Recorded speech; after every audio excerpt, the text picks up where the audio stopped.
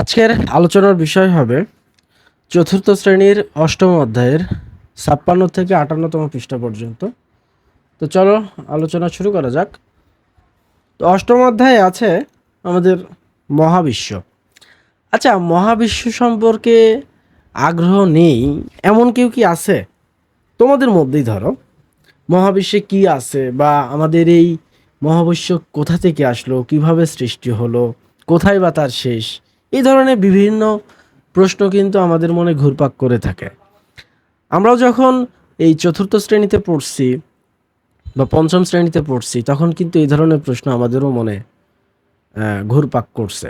ঠিক আছে, তো এই মহাবিশ্ব নিয়ে আজকে আলোচনা করব আমরা। তো এখানে দেখো, অধ্যায়ের নাম হলো মহাবিশ্ব।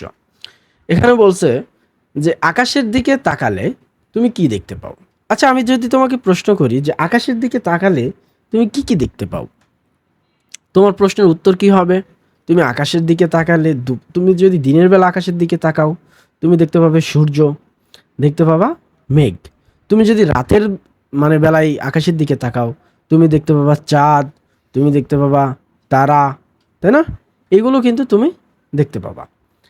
তো এখানে প্রথম প্রশ্ন বলা আছে যে চাঁদের আকার কিভাবে পরিবর্তিত হয়। এই প্রশ্নের উত্তর আমরা একটু পর দেব। চলো নিচে চলে যাই। দেখো, এই চিত্রে একজন বাবা তার মেয়েকে রাতের আকাশ দেখাচ্ছে, এবং মেয়েটা সুন্দর করে এই রাতের আকাশে কি কি দেখতে পাচ্ছে সেই জিনিসগুলো নোট করে নিচ্ছে। এখানে কি কি দেখা যাচ্ছে বলতো? এখানে দেখা যাচ্ছে চাঁদ, এখানে দেখা যাচ্ছে তারা। ঠিক আছে, এগুলো হলো ছোট ছোট তারা, আর এটা হলো চাঁদ। চাঁদ অনেক সুন্দর আলোকিত অবস্থায় আছে। ওকে, চলো নিচে চলে যাই। নিচে আসতে দেখো, আমরা এই চিত্রে দেখতে পাচ্ছি চাঁদ, চাঁদের পৃষ্ঠ। এখানে বলছে যে চাঁদ কি? চাঁদ কি? মহাকাশের যে বস্তু পৃথিবীর চারদিকে ঘুরে তাই চাঁদ। মহাকাশের যে বস্তু পৃথিবীর চারদিকে ঘুরে, তোমরা কি জানো এই চাঁদ পৃথিবীর চারদিকে ঘোরে? অবশ্যই জানো। এখানে আরো বলছে দেখো, এটা শিলা দিয়ে গঠিত একটি বিশাল গোলাকার বস্তু। তাহলে এই চাঁদ কি দিয়ে গঠিত?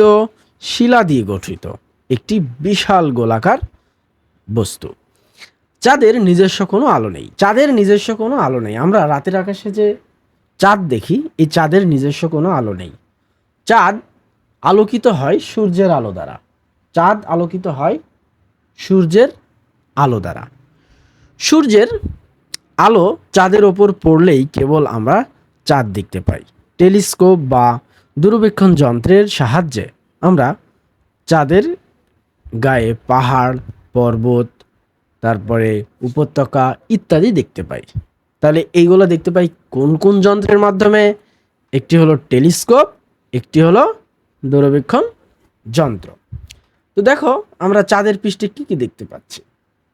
আমরা চাঁদের পৃষ্ঠে, আমরা যদি নিচে থেকে তাকাই, তাহলে দেখতে পাবো কিছুটা মনে হবে পাহাড়ের মতো, কিছুটা মনে হবে চাঁদের ভেতরে হয়তো বা গাছ আছে। তো আমরা ছোটবেলা এই দূর থেকে বা গ্রাম থেকে যখন এই চাঁদ দেখতাম, তখন কিছুটা মনে হতো যে চাঁদের ভেতরে একটি গাছ আছে এবং গাছের নিচে একটি বুড়িমা বসে কাজ করছে।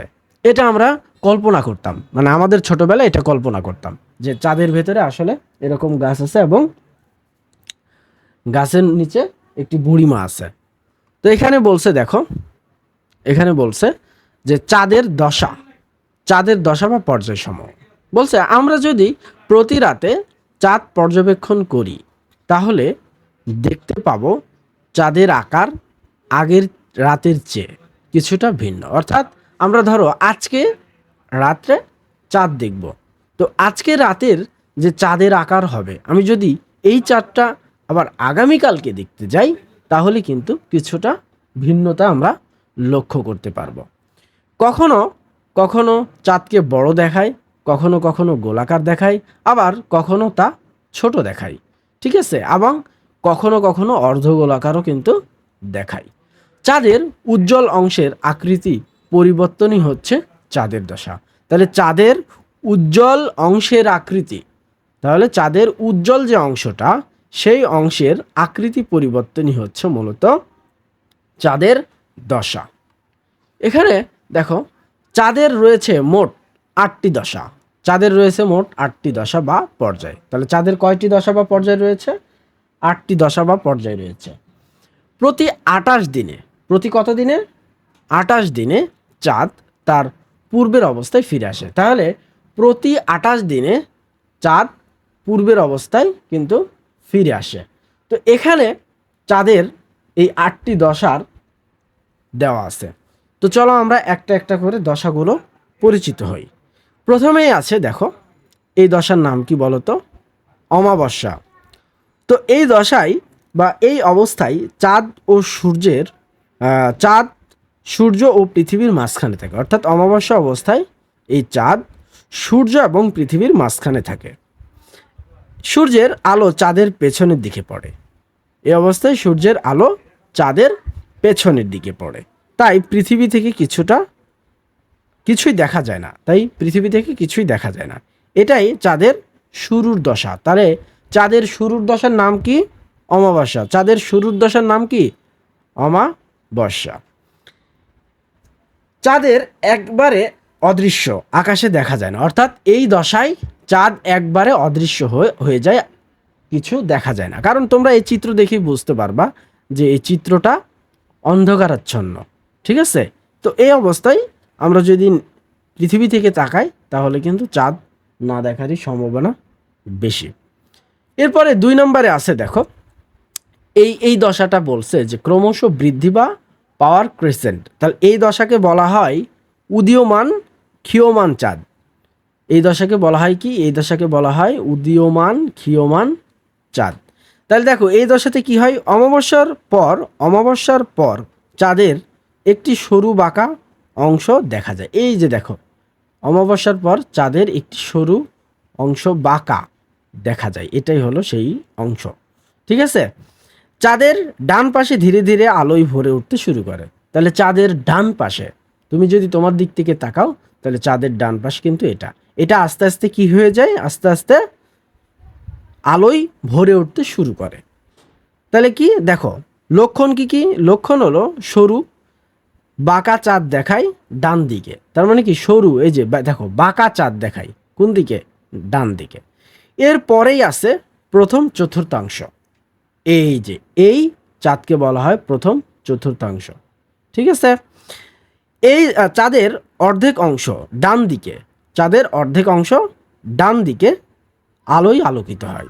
তার মানে কি? দেখো এই যে চাঁদ, এই চাঁদের এই যে অর্ধেক অংশ, তার এই পাশে অর্ধেক, এই পাশে অর্ধেক, ডান পাশের যে অর্ধেক অংশ, এই দশায় মূলত এই অংশটা আলোকিত দেখায়। চাঁদের তার কক্ষপথের 1/4 ঘুরে এসেছে। তার মানে কি? এই দশা মানে বোঝা যায় চাঁদ তার কক্ষপথের 1/4 ঘুরে এসেছে। এরপরে 4 নম্বরে বলছে যে চাঁদের আলোকিত অংশের ক্রমশ বৃদ্ধি। তাহলে এই যে চাঁদের দশাটা বা পর্যায়টা, এই পর্যায়কে বলা হয় উদীয়মান গিভাস। চাঁদ এই দশায় মূলত কি হয়? চাঁদ প্রায় সম্পূর্ণ দেখা যায়। প্রায় সম্পূর্ণ কিন্তু চাঁদ দেখা যাচ্ছে, কারণ প্রায় সম্পূর্ণ এলাকা জুড়েই কিন্তু চাঁদ কিন্তু আলোকিত হয়ে আছে।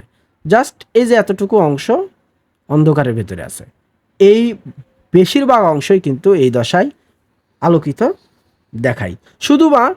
শুধু বাঁ দিকের সামান্য অংশ অন্ধকার। এই যে যেমন বাঁ দিকের এই অংশের কথা বলছে, সামান্য অংশ কিন্তু এই দশাতে অন্ধকার। এরপরে 5 নম্বরে পূর্ণিমা। দেখো 5 নম্বরে পূর্ণিমা, এটাকে ইংলিশে বলা হয় ফুল মুন, MOON। তাহলে পূর্ণিমা, তাহলে এই দশায় কি হয়? এই দশায় চাঁদ সম্পূর্ণভাবে সূর্যের আলোয় আলোকিত থাকে। দেখো এই দশায় চাঁদ সম্পূর্ণভাবে, চাঁদের কোনো অংশ কিন্তু অন্ধকার নয়, চাঁদের সম্পূর্ণ অংশ সূর্যের আলোয় আলোকিত থাকে। পৃথিবী থাকে চাঁদ ও সূর্যের মাঝে। এই অবস্থায় চাঁদ সম্পূর্ণ গোলাকার ও উজ্জ্বল থাকে। দেখো এই অবস্থায় বা এই দশায় এই চাঁদ সম্পূর্ণ গোলাকার এবং আলোকিত দেখায়, সম্পূর্ণ গোলাকার এবং আলোকিত বা উজ্জ্বল দেখায়। এরপরে আছে 6 নাম্বার। 6 নম্বরে ক্ষীয়মান গিভাস, 6 নম্বরে ক্ষীয়মান গিভাস। এই দশায় মূলত পূর্ণিমার পর চাঁদ ছোট হতে শুরু করে। তার মানে কি দেখো, এই দশা থেকে পূর্ণিমায়, যে পূর্ণিমার পর মূলত চাঁদ ছোট হতে শুরু করে।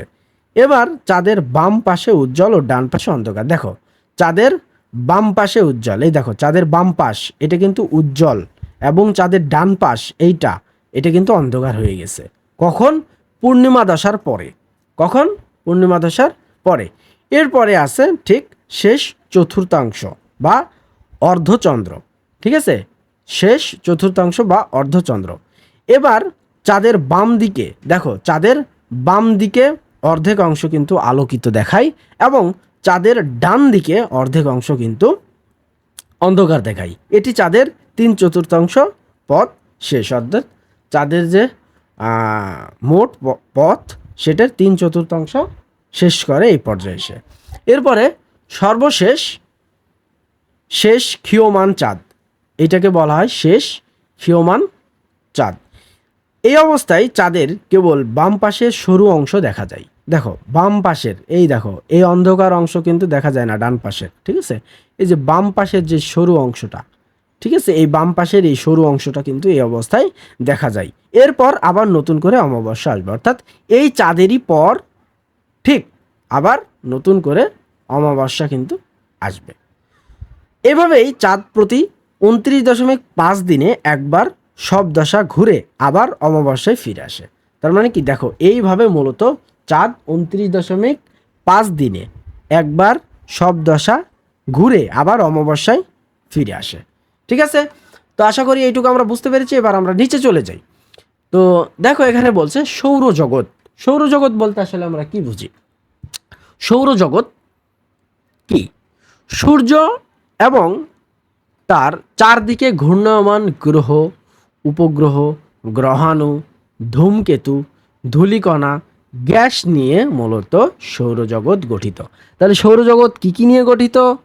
গ্রহ নিয়ে গঠিত, উপগ্রহ নিয়ে গঠিত, গ্রহাণু নিয়ে গঠিত, ধূমকেতু নিয়ে গঠিত, ধূলিকণা নিয়ে গঠিত, গ্যাস নিয়ে গঠিত। মহাবিশ্বের যে বিশাল আকার বস্তুগুলো সূর্যকে কেন্দ্র করে ঘুরে তাই হলো গ্রহ। তাহলে মহাবিশ্বের যে বিশাল আকার, এই যে চিত্রে আমরা দেখতে পাচ্ছি, এই যে এখানে হলো মূলত সূর্য আছে।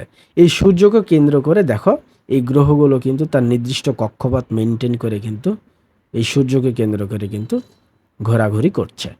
ঠিক আছে, দেখো গ্রহের নিজস্ব কোনো আলো নেই, গ্রহের নিজস্ব কোনো আলো নেই। আমাদের পৃথিবী সৌরজগতের একটি গ্রহ। তাহলে আমাদের পৃথিবী সৌরজগতের একটি গ্রহ।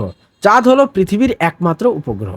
তাহলে আমাদের পৃথিবীর একমাত্র উপগ্রহ কোনটি? চাঁদ। ওকে, এরপরে বলছে দেখো সৌরজগতের গ্রহসমূহ। সৌরজগতে মোট 8টি গ্রহ রয়েছে। তাহলে সৌরজগতে মোট কয়টি গ্রহ রয়েছে? 8টি গ্রহ রয়েছে। সূর্যের নিকট থেকে ক্রমান্বয়ে দূরের গ্রহগুলো হচ্ছে বুধ, শুক্র, পৃথিবী, মঙ্গল, বৃহস্পতি, শনি, ইউরেনাস এবং সবশেষ নেপচুন।